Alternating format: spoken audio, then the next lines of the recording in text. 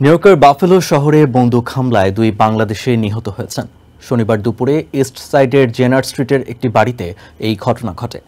প্রবাসী এক বাংলাদেশির বাড়ির সংস্কার কাজ করার সময় বন্দুক হামলার শিকার হন ওই দুজন। নিহতদের মধ্যে একজন সিলেটের এবং অপরজন কুমিল্লার বলে জানানো হয়েছে।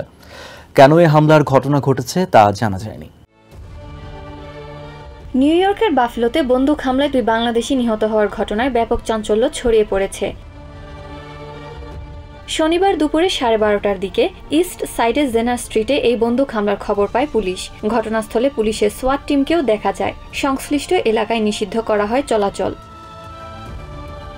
স্থানীয় বাংলাদেশি সাংবাদিক ও প্রবাসীদের সূত্র জানিয়েছে, নিহতদের মধ্যে একজন 58 বছর বয়সী ইউসুফ মিয়া। বাংলাদেশে তার বাড়ি সিলেটের কানাইঘাট উপজেলায়। নিহত আরেকজন 36 বছর বয়সী বাবুল উদ্দিনের বাড়ি কুমিল্লায়।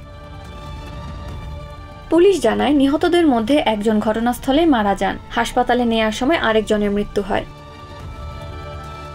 এই ঘটনায় প্রবাসী বাংলাদেশী সহ অন্যান্য কমিউনিটির মাঝেও আতঙ্ক ছড়িয়ে পড়েছে। এলাকার এক বাসিন্দা জানান, তিনি ঘটনাস্থলের পাশেই একটি স্টোরে ছিলেন। অলাভজনক সংস্থা স্টপ দ্য ভায়োলেন্স কোয়ালিশনের নির্বাহী পরিচালক মারি হলম্যান বলেন, এই এলাকায় প্রায় এ ধরনের ঘটনা ঘটতে দেখা যায়। সম্প্রতি এর হার কমে এলেও শনিবারের বন্দুক হামলায় নতুন করে উদ্বেগ দেখা দিয়েছে। Adeline Shreya, TVN 24 news desk.